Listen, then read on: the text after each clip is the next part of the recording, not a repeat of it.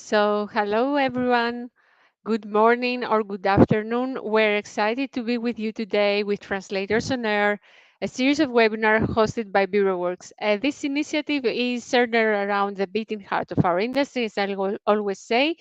There are translators, and in this series of events, translators discuss their roles while wearing any hat they may have. They may be translators, they may be professors, students, managers, linguists. So we all are here to share insights into the translators' evolving role, and we provide this platform for all to learn, to understand better, and build awareness and strategy, encouraging your involvement and critical thinking. So every week we have a new episode on this air, welcoming a special guest to explore the evolving role of translators in the AI era. And a few words about me, because maybe you have not been with us before. So I'm Viveta Jean. I have 20 years of experience in the industry. I'm MTP expert and trainer and PhD candidate in translation. I'm also head of partnerships at BureauWorks, and a few words about BureauWorks. It is an amazing translation technology company synonymous with innovation in the translation technology field. And the proof is that BWX is the winner of the Process Innovation Challenge Award at Lockwood 50. So, all in all, after these introductions, today we have a tricky question. We talked about ninjas, we talked about trains in the previous episodes, and now it's time to talk about channels. And we're living in the social media era, translators also do. So, how to channel translators forces with AI. And today we have the pleasure to have with us and one of the kind translator, social media consultant in the translation industry, our amazing Kelsey Frick. She provides special services in and for the translation industry with an experience of more than 5 years. And what makes Kelsey really special is the meaningful relationships she's building with people she works with. So, Kelsey, it's time to introduce yourself. We were waiting for this moment a long time. Thank you for being with us and accepting this invite. Thank you so much for having me on, Veto. It's really, really nice to be here. I'm really, really grateful that you've invited me on.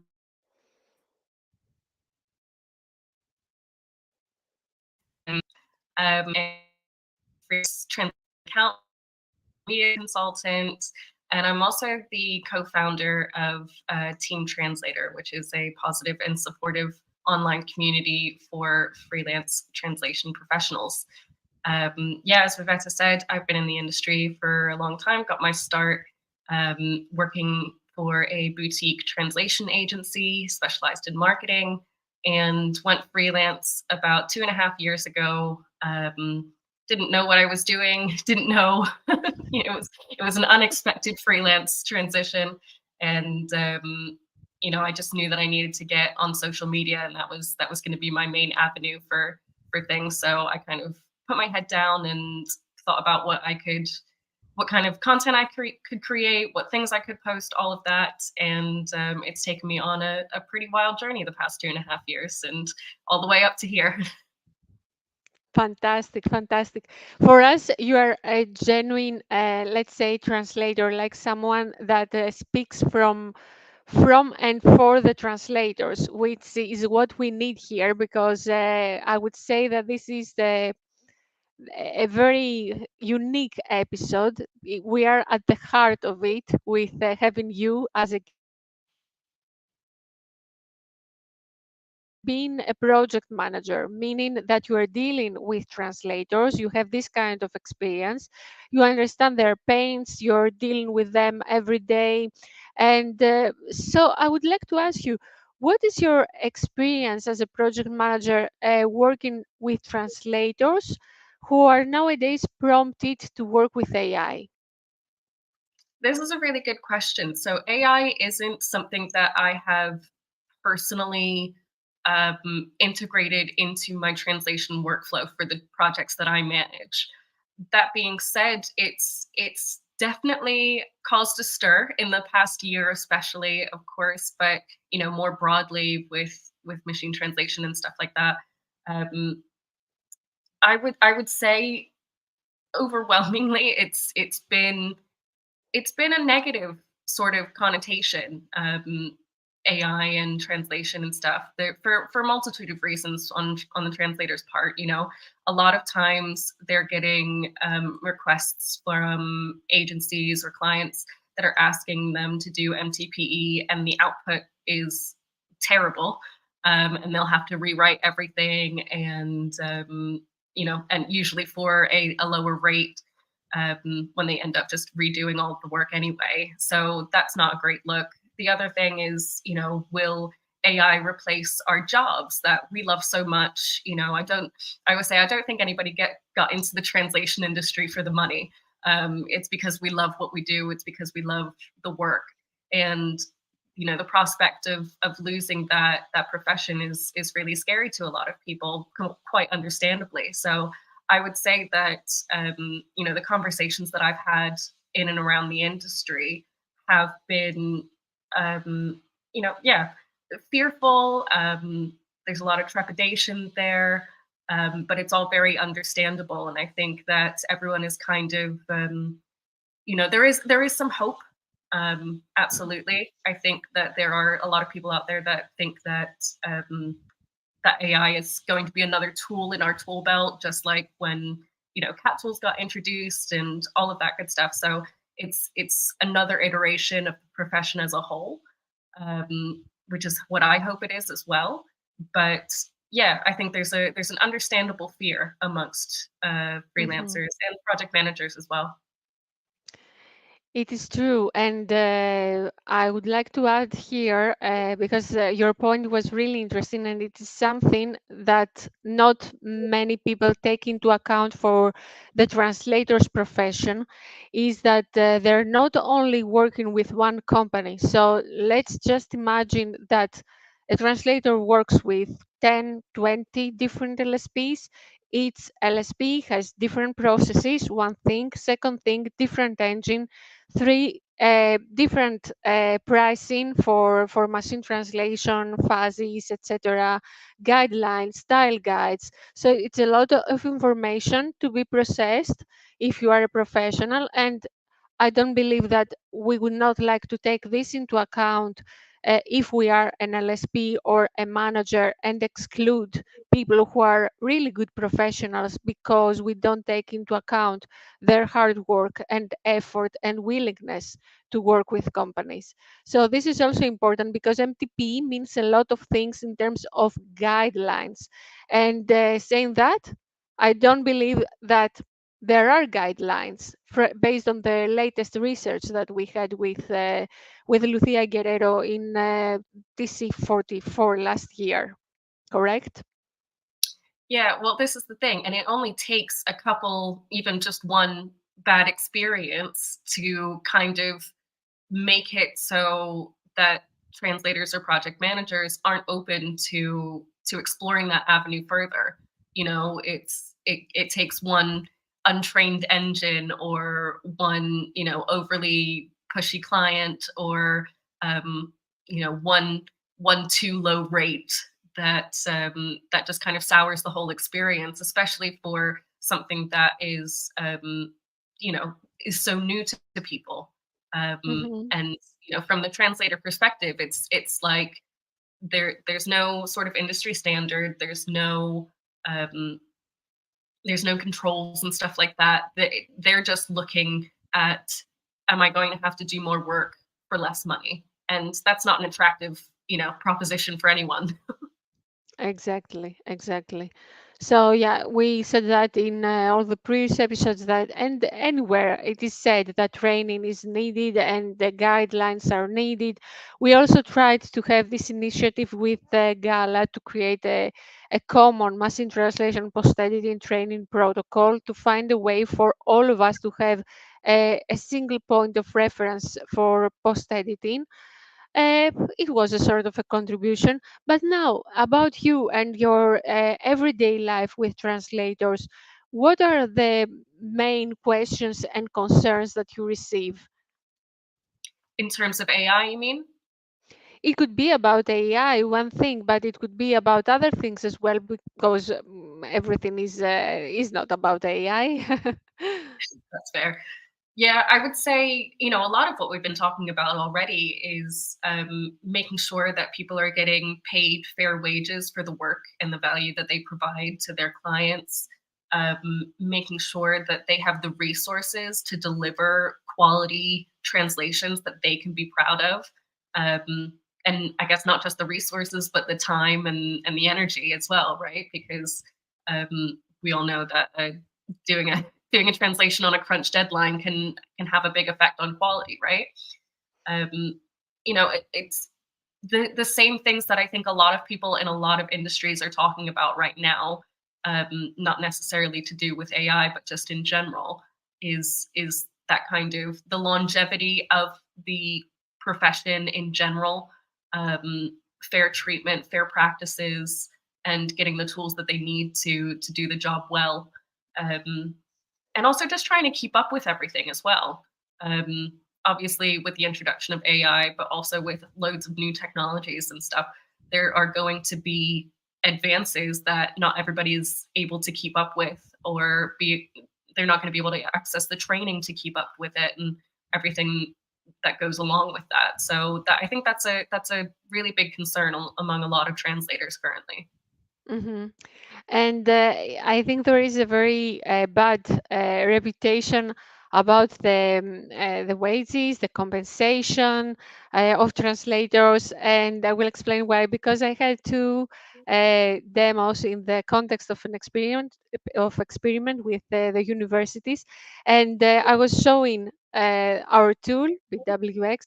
So instead of focusing on the tool itself and the AI powered actions, they told me, "Oh, what is this payment that you have there? What is this compensation?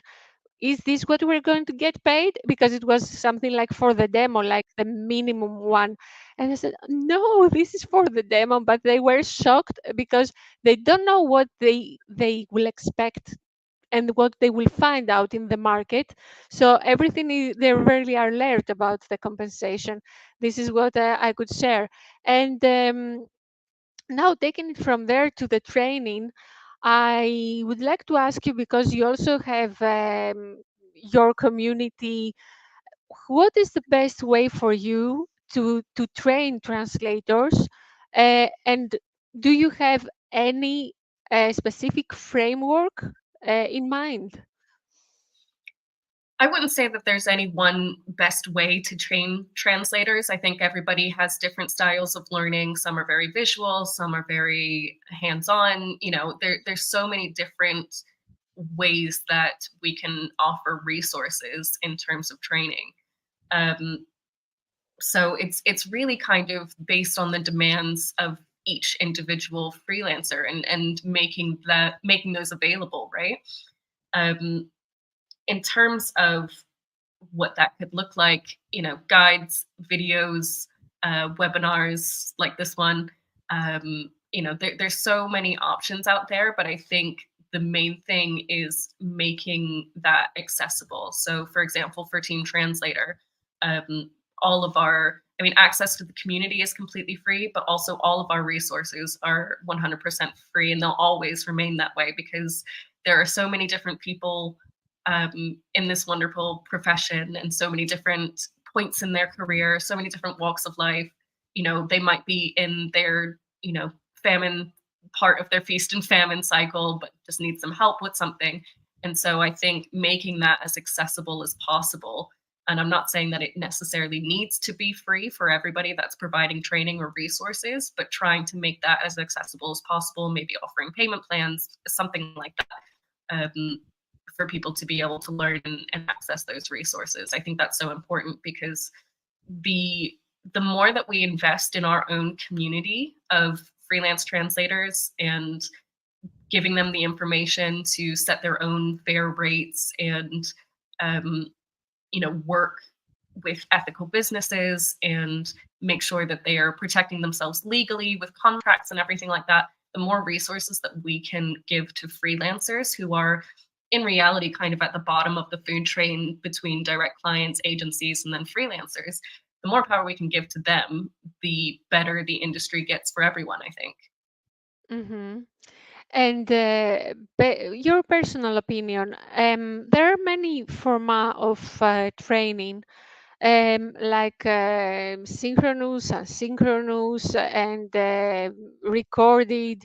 So, do you believe that for the cut translation technology stuff, like BWX or anything else, what would be the best way to train? Is it live or is it recorded? Is it a video or is it guidelines, for example, or a book? Like I said, I think there's an opportunity to do a bit of both. And actually, I think on the subject of AI, it makes it a lot easier to offer all those different options, right? So if there Hmm. is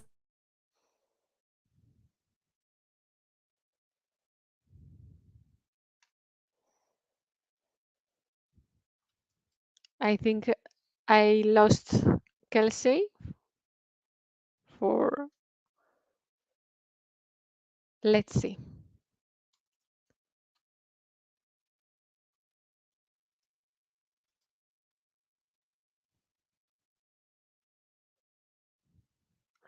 So let me see in the meantime. Mm,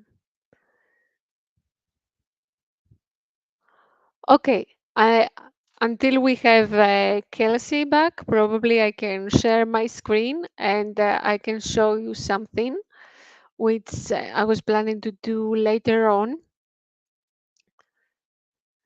So let's wait for her.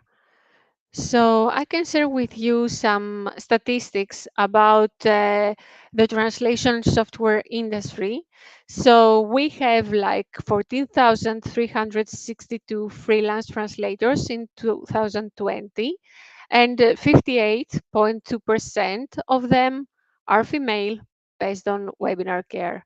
And from 2020 to 2025, the market share for translation management software is anticipated to grow by 1.58 billion USD. This information comes from Redocon, and 80% of translators utilize at least one CAT program, which is really optimistic. 76% of them employed multiple CAT tools. So, Kelsey, are you with us? yes, I'm so sorry. I think it was just quick it cut out. It still freezes though. Let's see if we fix this technical issue. We depend on technology now. So I will continue until we fix this. So 76% of them employed multiple CAT tools. So this probably happens because they have many different clients or to fulfill different use cases. And translation software can increase the output by at least 30%, and the software can help cut translation costs by 90%.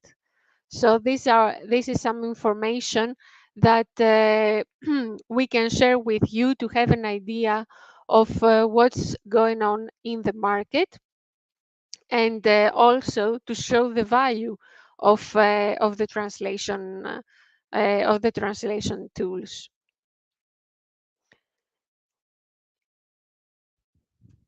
In addition to that, now we're going to talk about the collective knowledge, because this is the value that Kelsey wants to share with us.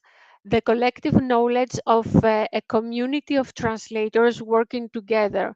So, as she's going to tell us once she's back with us, in her community, translators interact. So, the important thing for me is that we don't have any more um,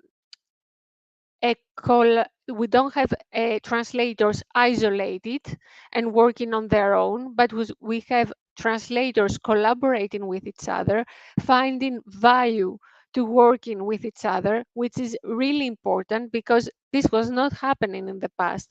So even the translation tools offer this opportunity, and the whole attitude of the industry has changed and lead us to this way. We don't have single roles. We have translators, reviewers, MT trainers, engineers. We have many people working together to solve things. So here we have Kelsey. So sorry. I think I am back now. I think I should be back now. Yeah, you are back, and it's great. I'm sorry. I was saying what you were planning to tell us about the collective knowledge and the common intelligence workshop, let's say, style of the community that you have built, and how the profession has changed from being isolated to being a team of translators working together. So, if you like, you could tell us more. So yeah, I mean, this is the ethos of starting Team Translator. So my colleague Aniko and I, we started it about a year and a half ago, and it was in response to the kind of frustration that we felt about not having a place that was positive. It didn't harbor any judgment. Um, a sort of place where you could go and there was no stupid questions, basically. Um, because I don't know if there's, I know that some people who come out of like master's programs and stuff like that, translation masters, they'll, might get a little bit of an insight into how the industry works and all of that good stuff. But when I graduated my bachelor's in translation, I didn't know that, for example, you charge per word. So even that kind of like basic information that can be so helpful to someone who's starting out in this industry, and also make sure that kind of insulate them from being taken advantage of. That's what we wanted to start. We wanted to create a place where everybody's got something to teach and everybody's got something to learn, no matter where you are in your career, because we have that diverse of experiences. So that was sort of the ethos when we started it, and it grew into its own thing. Like, it was something that we felt was missing from the translation industry, but it seems like the community really felt like it was missing as well and really adopted that ethos. So there's messages every day of people saying, "Hey, have you ever dealt with this type of service? I've got a client who's asking me for it, and I just want to see, how do you normally charge and that kind of stuff." Or, "Hey, does anybody have a resource for this subject area or anything like that?" And it's just such a helpful place that builds on that idea of collective knowledge and resource, and just Mhm. completely a judgment free zone that not you can't know everything, but having a place where you can actually ask those questions for without fear of someone saying, "Oh, I can't believe you're doing that," or anything like that. Or, "How do you not know this yet?" Or, "Oh, you're obviously so new to this industry," or anything like that, which I've seen happen a lot on online groups. Um, yeah, it just creates that safe space, to share that knowledge and for that knowledge transfer.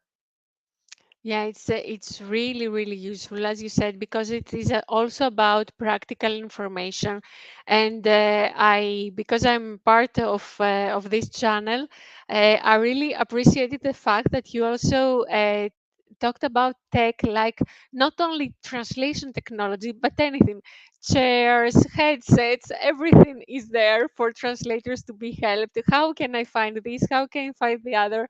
And it's just great, and very nice people, all of them, very nice people. So we will talk later about that. I'm going back to the topic of AI in project management, and just to a little bit to link it with our demo later on. How do you use AI and MT in project management? What is your experience? This is a really good question. So I don't integrate currently machine translation into any of my translation workflows, but that doesn't mean that I don't integrate AI into my project management workflows.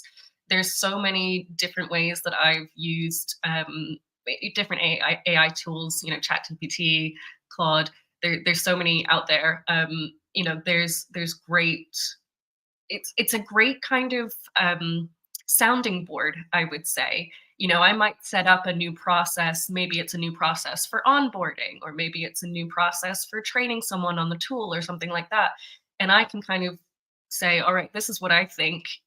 ChatGPT, can you take a look at this and tell me if I'm missing anything from a translator's perspective? Is there something that somebody else would like to see in this and that I'm missing? And that's really, really helpful to kind of have that second mind, to kind of sense check what you're doing and make sure that you're on the right track. And equally, it's helpful for content creation. It's helpful for scheduling. It's helpful for there's so many different ways in which you can use it. So yeah, even though I haven't integrated it specifically into the translation workflow, it doesn't mean it's not there. Mm-hmm. Good.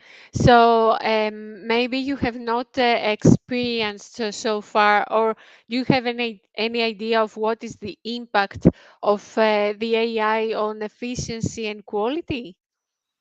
Yeah, I haven't had too much of an experience on this, and it's something that I'd be really interested to know because like I said, previous experiences speaking to translators who has mostly been that it's taken as long or longer to treat a text that's been machine translated. So it's something that I would be very, very interested in hearing more about. Mm-hmm. Okay, so we will touch this later while talking about our tool BWX. Um, and saying that about the role of the translators in the AI era, which is a central topic in this session, in this episode every time. Uh, how is for you the role of the translator shaped? What are, let's say, the challenges and the opportunities? Oh, it's a big question. It's a very big question.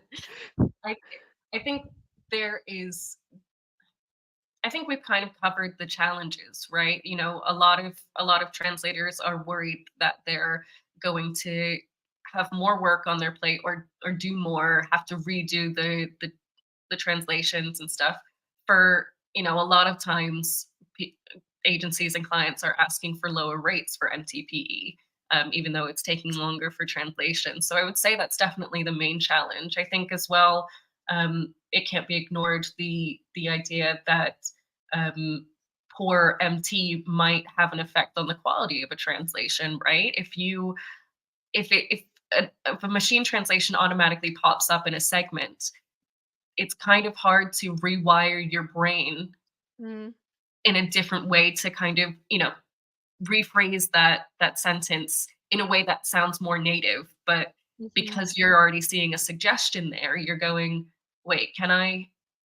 That kind of already determines your brain waves, basically your path of thinking. um, so I think that that's a real concern that people have.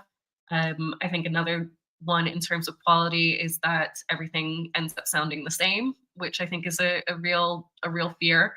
And there's not that sort of it's not actually a discussion that I see a whole lot coming from providers of machine translation and AI solutions and stuff. So the challenges there, I think, are very, very clear, and I think are very warranted and understandable from the translator's point of view. In terms of the opportunities, I mean, there's loads and loads of opportunities. I think it will, and it already has been revolutionizing the industry, whether that's for better or for worse. There's an opportunity to change there, and there's an opportunity to embrace things. Um, there's an opportunity to make sure that you kind of get in on the ground level and have a say, in how AI operates within the industry as well. If you kind of dig your heels in and go, no, this isn't happening, and put your head in the sand, then you might miss an opportunity to have a real impact on what it looks like. There's also obviously the impact on in you know how the workload is managed. If things go faster, if things are easier for you, then hopefully that means you have an easier workday and a better work life balance, which is probably the most important opportunity out of all of these, I would say. Mm-hmm. Yes, and again, you said something really important, that everything is okay with AI. At least for me, it works great, and machine translation output is doing great, and we do great with the training of the tools. However, on the other hand, if we talk about humans and about the brain, which has nothing to do with the translation technology, the cognitive processes involved and the load of the brain while doing this task, which I don't feel that it is already investigated for the translation itself. It's not investigated, I believe, in general, what is the brain load for the different kind of text, for the different processes, when you have a glossary, when you don't have a glossary, when you have multiple TMs, a reference, or only one TM. So all these parameters are extra load for the brain. So this is something that we need to check and invest, researchers and managers and everyone, even translators, but in a nice way, not in a way that we compete and we fight with each other in a way, but in a way to understand what is our service and how we can do this better for all of us. Yeah, was a very strong argument that you brought, Kelsey. And now let's talk about our main question: how to channel translators' forces with AI. And I would like to know more about your initiative, about your channel. Maybe you would like, because people understand, maybe may understand, maybe not. What is this channel? What are they doing there? Where can I find it? So all this stuff. Yeah, so I'll give the whole kind of story of how it got started and everything. So my colleague and I, Aniko, like I mentioned before, there was kind of a catalyst that we just kind of got frustrated with not having a place where you could go to ask questions without judgment or learn things. It's kind of felt like everything was gated, or um, yeah, it just didn't. There wasn't that sort of positive community, and that was the really key thing, was the positive community, because there's lots of Facebook groups with blacklists. Don't work with this agency. Don't do this, don't do that, and we're kind of flipping it and saying, okay, what can we do and how can we help people? And our original idea was actually to for it to be a sort of like rates database to try and encourage that fair payment and stuff like that. But we ran into all sort of legal issues with that, with price fixing and everything like that. So we kind of took a step back and thought, okay, what can this become? And we came up with the idea of a rates calculator. So you would put in all of your, you know, everything that you need to be able to survive for the year, what you kind of want to make as a salary, as a freelancer, what your daily output is in terms of words, all of that stuff. And it kind of calculated it backwards. So you put all of the things that you need in, and then it spit out a rate for you. And we thought, okay, Mhm. that's great. Let's offer this as part of a bigger community. So we started Team Translator as a Slack group. You know, it's completely free to join, open to anyone who works as a freelancer within the translation industry. So you could be a freelance translator, but like me, you could be a freelance project manager, you could work in localization, you could be a reviser, any sort of thing that is within the translation industry, it's open to. So we started that. It was it took quite a while for us to get to that point where we could actually launch it. And we launched a little over a year ago. We got a huge amount of interest within even the first 24 hours, which we were absolutely floored to see. And it just grew from there. Today, we're sitting at just under 900 members who have bought into this ethos of a judgment-free zone, a positive space, sharing that knowledge and everything that goes along with it.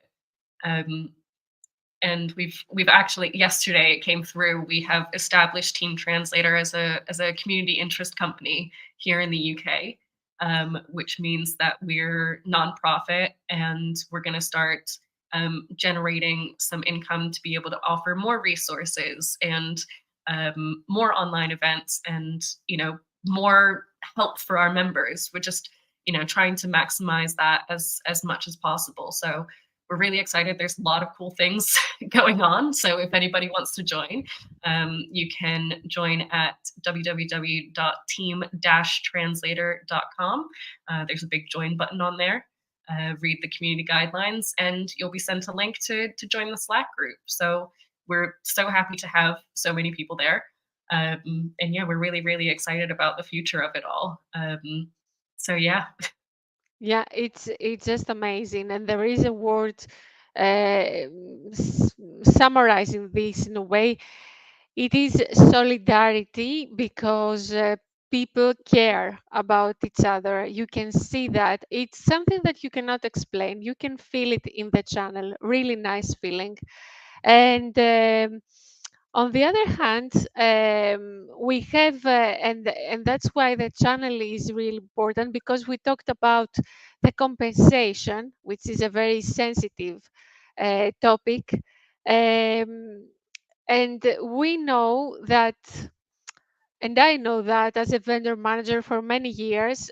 For example, a vendor manager, you are in the middle between the manager and the translator. So you need to balance everything. Okay, everything anyone can understand.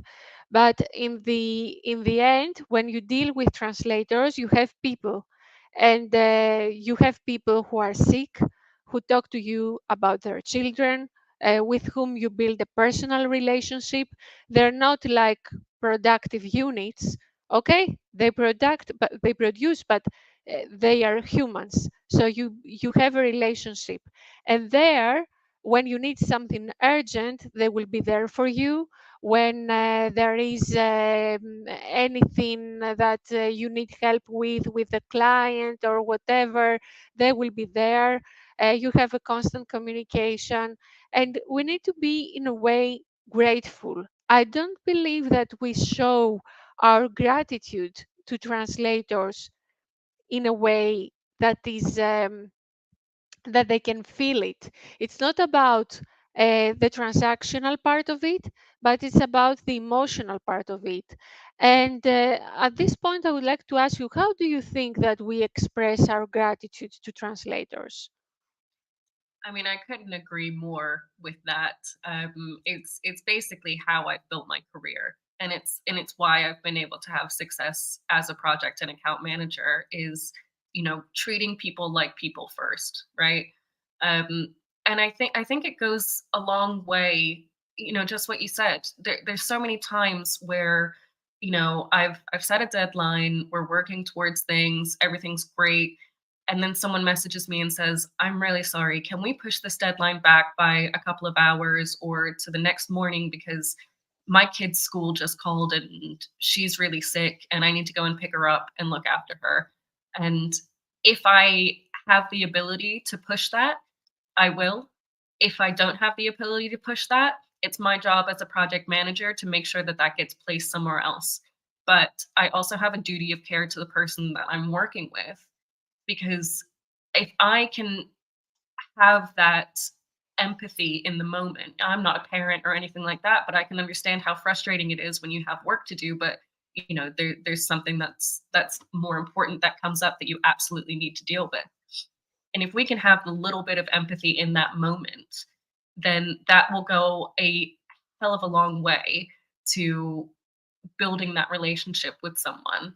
And like you said, I've had to do that so many times, but also I know that those translators, they are grateful for that, because not everybody in the industry will give them that. Not all of their clients will give them that.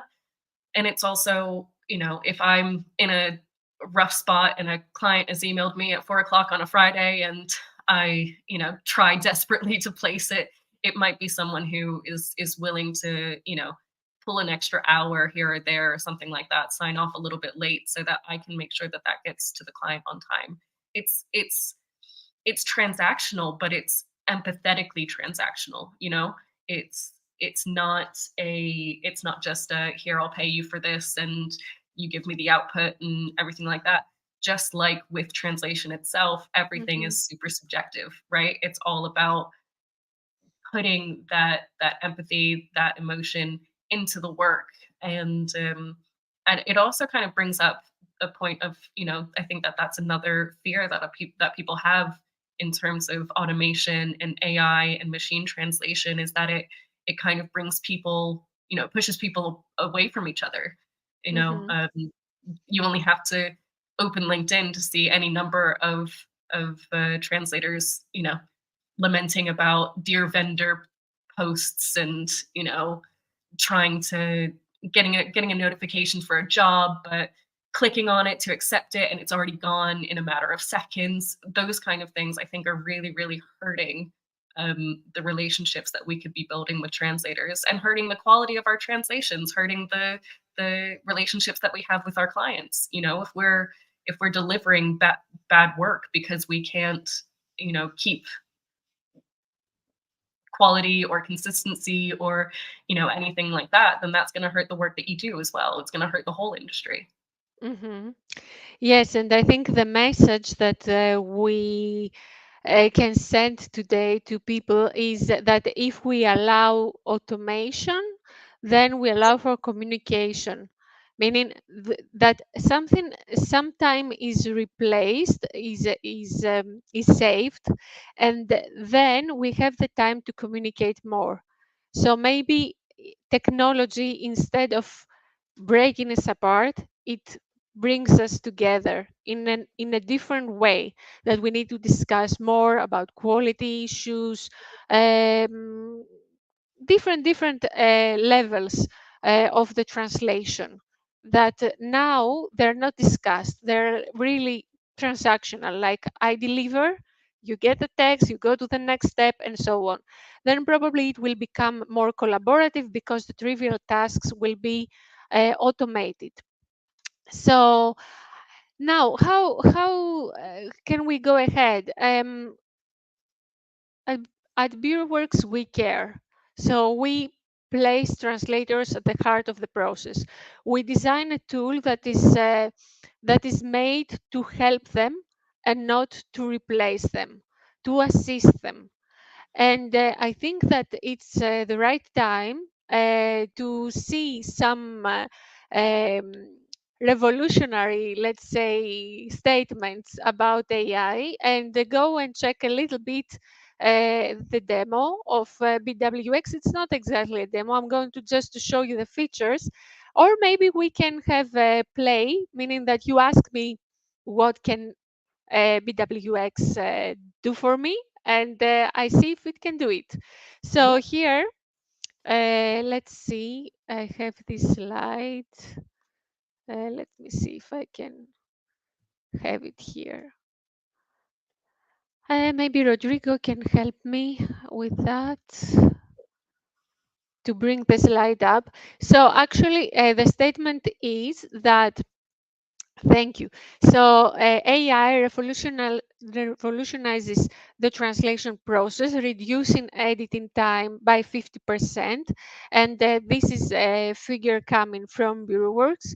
And by automating tasks, translators can handle larger workloads without compromising quality, and they can spend more time focusing on refining outputs, which are things that, okay, to be honest, and because as we have this special relationship, Kelsey, we don't lie. Many companies promise And I also owe you some real stats coming from the tool. So I'm going to make sure that you get these, and probably you would like to share them with your channel or with anyone who is with us today. But it's true that AI and machine translation reduce the time. Now, an important thing, because you told me that Viveta, you will speak the truth. So the truth is that when you start working with MT and AI, you're not going fast. So you have a learning curve, and I discussed this today with an LSP because they want to implement MT and AI. And they also said that we tried it, but we go slower than before. And this is true. You go slower than before. You need like from 2 weeks to 6 months to go faster, because the magic word with all these tools is practice. So the benefits come over the time, and it is about how you use the tool. So by saying that, I will now go to share my screen. Let me find, well, I want to find my demo here, or something like a text. So we don't have much time. I'm going to use a demo that I used in a previous an example. Actually, it's not good to say demo, in a previous episode, from Portuguese into English. And let me present. So share screen, and here we are. I think that's it. And here I will only show some examples so we can see together the features, some of them, just to see the power of AI. So we have the interface, and it is actually a translation management system, meaning that you can manage your projects, you can add your TMs, you can create your accounts, anything that you would do in a management system. After that, you just drag and drop your file, and you can go to your editor after setting the prices and anything you want. So this managerial part, we skip it. We all know that more or less all the tools do that. And we go now to see the editor and see how we work with it. So here we have machine translation, which is Microsoft Azure. And we also have AI features, which are based on ChatGPT 3.5 and 4.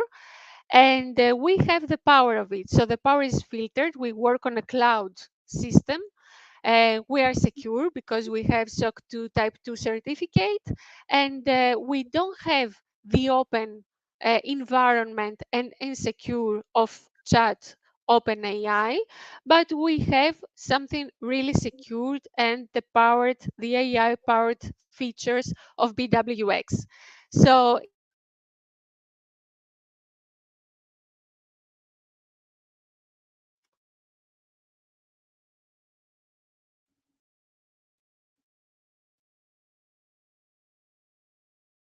here we have is there anything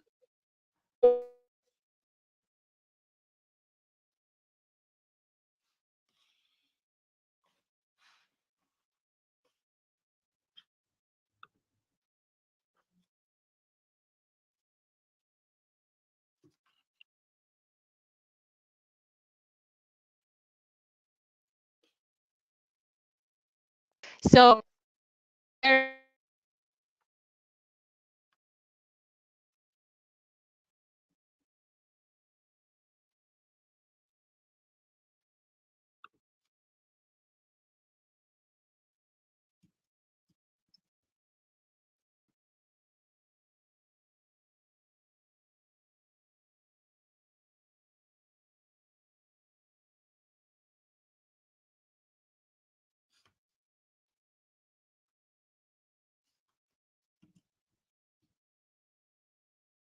Lost Bavetta there.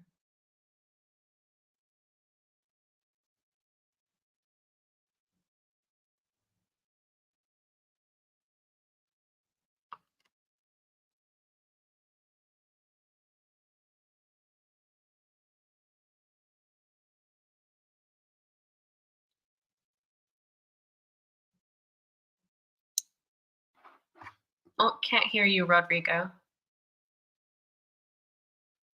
Oh, I think There we we go. lost Vivita. Yeah, Yeah, I think we've lost her. yeah. Oh, here we are. I There have we go. it cannot tolerate the power of BWX and it falls. Their okay, It's all so right. It makes me feel a little less bad about having my own connectivity issues earlier. So maybe. So I will share my screen again. So here we are. Okay, Kelsey, try me. Maybe it's something that I cannot do for the future. so I missed a little bit of what you were saying, but I'm guessing you're asking me, do I I'm have s- any questions so far? I'm saying if there is anything that you would like AI to assist you with, and ask me what can you imagine that you would like to have. I'm putting myself in the shoes of the freelance translator. I'm taking off the project manager hat and putting on the translator hat right now. Uh, Immediately, I'm wondering, um, very practically, is it possible for me as the translator to change the machine translation engine that you're working with? Say if you're seeing the output and you're thinking this isn't it, but I know that I don't know Google If Translate or you it's going to be if you mean better. if we can have any other like a DeepL or Google or whatever the engine, you can connect any engine you want. And is that possible to change from the translator side, or would they have to get in touch with their project manager and ask them to change it? Well, it depends on what is the relationship with the LSP. If it is you that you make the decision about the engine, then it is you that you decide which engine to connect and use. If it is a solo program, in this case, it is up to the translator to decide what they want to do because probably they need to buy something or I don't know. Right. Okay. That's good to know. Um, yeah, it's it. I don't even know where to start. I'll be honest, Okay, because this is such a let me new help you. this Let is me such a new help you. thing for me, you know. But yeah, it's super exciting. I think if we start going through some of the like aspects of BWX and stuff, that would really help. I think. Okay, so let's say that I destroy the text and I do many damage here. Okay, so here we have errors. Okay, I may not have this, I may have this. So I have different errors here, and I would like, ideally, to have a proofreading by the AI. Or maybe I would like to have a warning that something goes wrong with this translation. So there are two things happening. One is that I receive the errors below and the grammar, spelling, whatever they are. So I know with one very fast look, at a very fast look, I know that there are errors. And the second thing is that I receive translation smells, which tells me that there are typographical errors. I have the number which is not correct, but also I get this message: the translation inaccurately translates the bonus amount, so the original text states 100, but which translates to up to 100, not 200, and so on. So by having these warnings, meaning that something smells fishy in the translation, then I can go and one thing, I can proofread it directly. So with the power of AI, it's going to be corrected. So we see that, and we get the warning about the wrong number here, inaccuracy. So directly we know that here I have to correct that. And another thing is that, okay, we know that in ChatGPT we can have the power of alternatives. I don't want this, I want the other. It is the we are so the satisfaction of commanding, I would say. So here we have this satisfaction by using alternative suggestion. So we just say I want an alternative suggestion, and I think it's really impressive that we have this explanation about the suggested translation, which in my words I call like semanticpedia. It is a whole explanation about something, and I find it really useful about junior translators. I think it is impressive, isn't it? Yeah, I think this is really good. It's almost kind of, you know, how I was saying how I'll use ChatGPT as kind of a sounding board, and this is sort of a similar sort of thing, but just integrated into the translation workflow, which looks Hmm. great. I'm wondering if this is available. So say that this would be an English to Portuguese translation. So the translator would probably be working with BWX in Portuguese, right? The interface would be in Portuguese, and then, you know, would the translation smells, with these alternative suggestions and the explanations and everything, would that all appear in Portuguese as well? Is does that, you know, does it support multiple languages? Hmm. Okay. Whenever I don't know something, I'm not taking responsibility. So about the interface, I didn't ask. I owe you an answer. But about the functions, I have been trained, and I know that for the alternative suggestion, we don't have this text in the target language. However, if I go here in the document, there are some settings. So I can go to translation smells language, and I can choose the target language, which is not obvious here, but I can share another demo, for example, like, let me show you something. So I can use something with Portuguese where it is easier to find. Where is my Portuguese? Portuguese, Portuguese. I don't find my Portuguese. Anyway, let me see if it happens here with this small text. So this is Czech target, and we see the output. I don't understand, it is Greek to me. But if I go to this document tab, then I go to enable translation smells, and I have target language as a setting. So now I don't know what to do to take it as an error. I will try. Let's try this, because I want you to see the Czech smells. Let's see if there is a Czech smell here.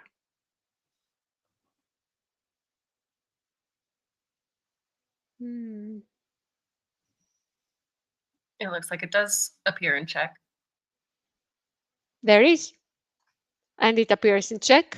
So we see that for the translation smells feature, we have the information of Czech smells in the target language.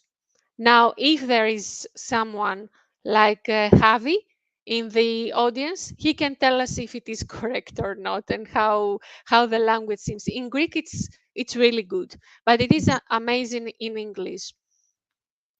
And is there ever a time where you have found in your experience working with it, that maybe the translation smells has been incorrect, or has, you know, given back some sort of, I don't know, nonsense answer or anything like that? You know, we've all seen the kind of chat GPT kind of wrong answers and, Okay. and that kind of thing. Does that ever happen? Have you ever experienced that? I'm just curious. Hmm. For example, here I changed these free spins for all of us to understand to free spin, and probably I would say that it will not understand that there is an error. Maybe it got it. It has a semantic verifier. It was not a good example. So yeah, let's say that we have something simple. So the translation smells, it will tell us that there is no error, no warning. So in this case, we it's amazing. Whenever I try to find something like an error, it does not appear. Now that I don't want to have an error, we have plenty of them anyway. So if there is a warning, it does not mean that it is a real warning. And if there is no warning, again, it does not mean that there is no error. So in both cases, you have to check yourself if the warning is correct or not. And whenever there is not, still we may have errors that the semantic verifier has not caught. That's totally fair. And I would say, in my experience of most kind of traditional cat tools and stuff, you'll have an integrated kind of QA system. And does this translation smell system sort of, is that your iteration of what the QA is? Is that what that is? What do you mean? So, for tools like Phrase or SmartCat, you'll usually be able to run a quality analysis Mm-hmm. on the translation, right? And it'll return, you know, maybe missing tags Mm-hmm. or a glossary term wasn't followed or something like that. And does BWX have that as Mm-hmm. sort of separate, or has it been integrated into translation smells? Well, I think if I understand the question correctly, it is that we have a QA, and especially when the reviewer is correcting things here, so all the changes are logged, and they are directly categorized into different categories like preferential, grammar, fluency, terminology, accuracy. So we have all the errors that have been corrected automatically categorized without doing anything, and we only supervise the system to see if the categorization of errors is correct. Then this, if we would like to have something extra as an information for the project management module, this means that we take directly a score for the specific translator, and the next time that we will have to assign a project, the system will use the scoring system, the dynamic evaluation, to select the translator that has the higher score and is available for our specific project in a given domain. So this is the AI power regarding the quality.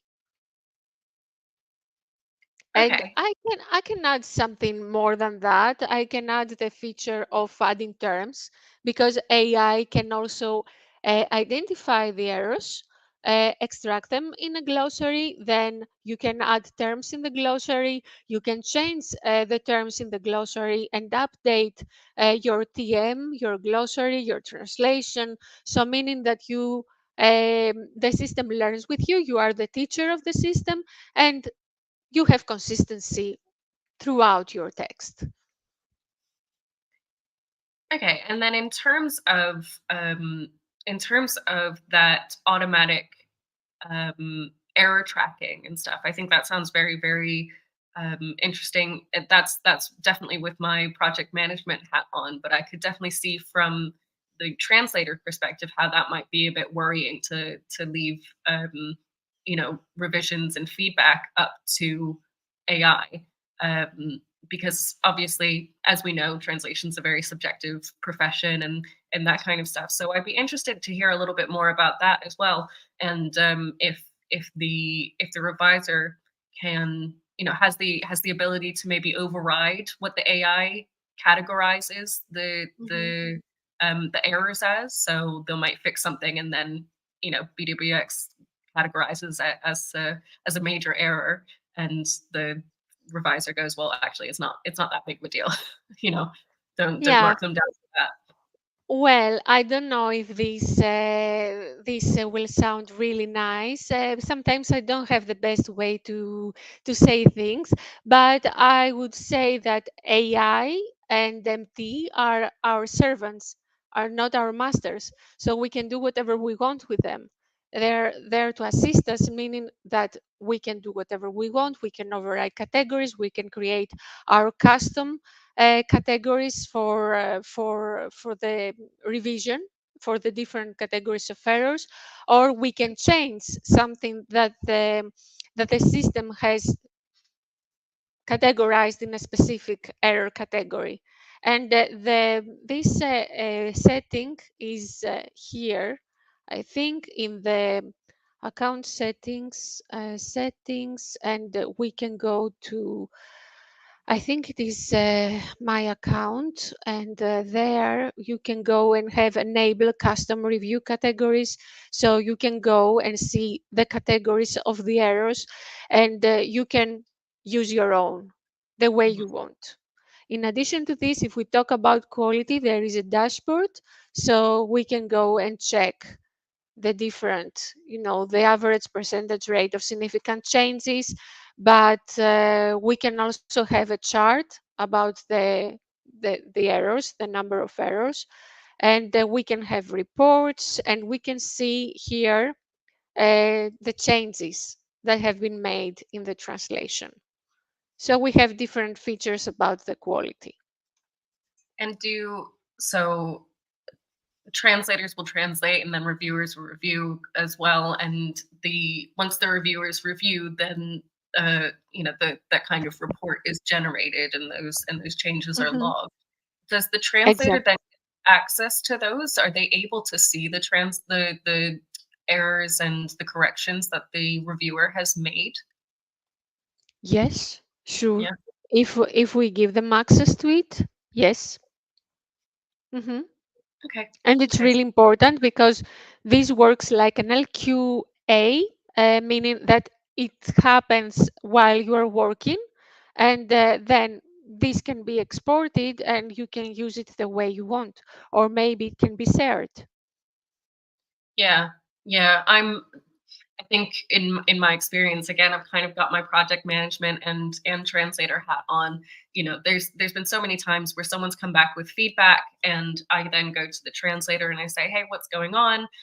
This is the feedback that we've got.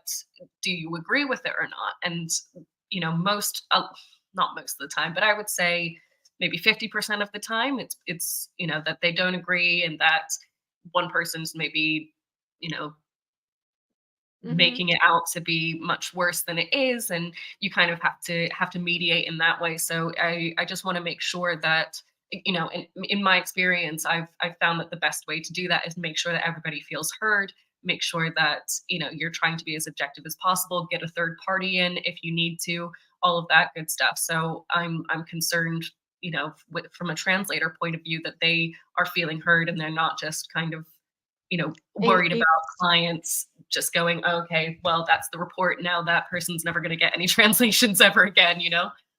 it's correct, and there is another thing that we can do with this BWX quality professor, as we call it. It is that by having these categories, you can also find, okay, you can use your own.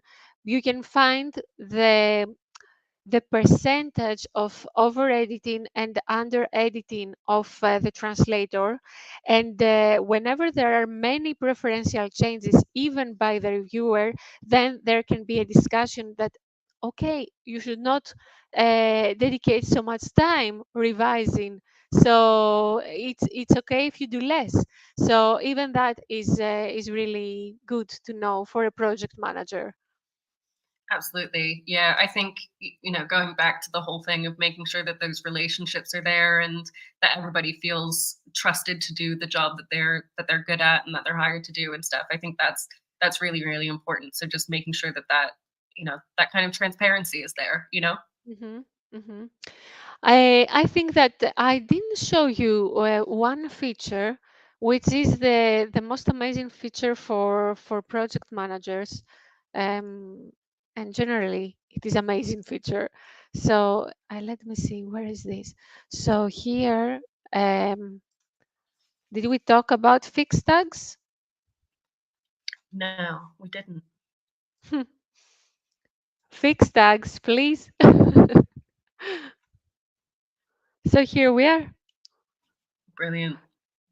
That is So it is. that would be huge, a huge time saver, especially on those the PDFs that have gone through OCR and have a million different tags and that kind of stuff. That would be very, very helpful, not only for the translators, but also for the project managers, for the people who are doing the DTP and everything like that, who have to fix all of it. That's going to be a huge time saver. It is, and I really like the expression of faces when I show this feature and they tell me, "Can I do this for all the segments together?" And I say, "Yes."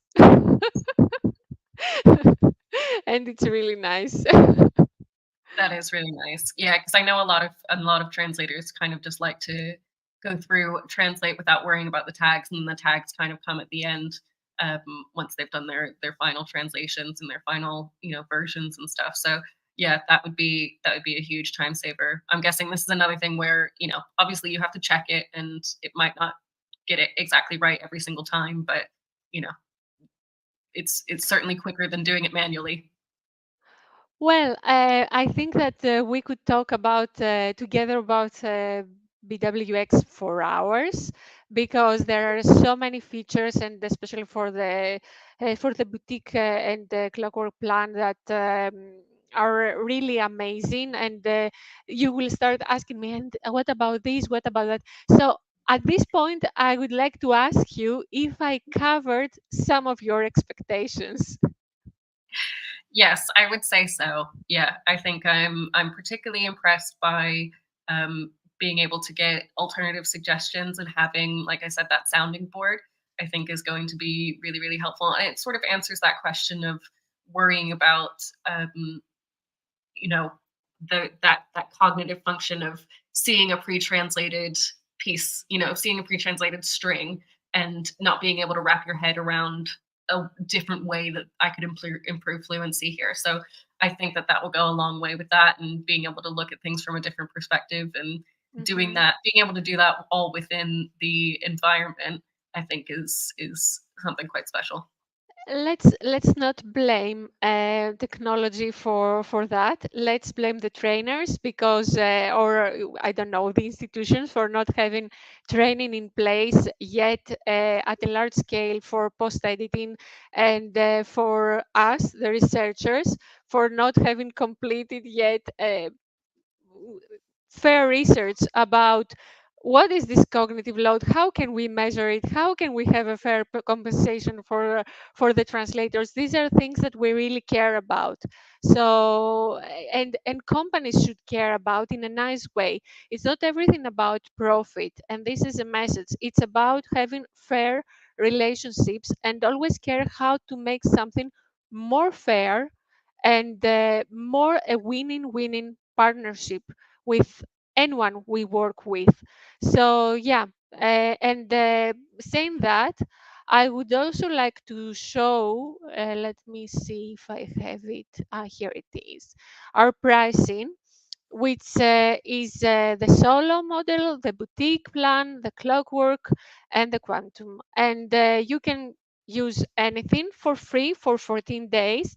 And I believe that maybe Rodrigo has this link, the special offer for translators on air, where we have a 30% discount for the first 3 months after the sign up by using the specific link. So you have many features here. You don't need to pay extra for the AI, for the machine translation if you are a translator. Everything is included. And if you are very productive, you are covered for 100,000 words. Really good. So you have one seat here, and then we go with the bigger plans and the enterprise. Just try it and tell us your opinion, how you feel about it. If you hate it, if you love it, whatever it is, we want to know. And at this point, thank you so much, Kelsey, for being with us, for taking the time to check the tool with us.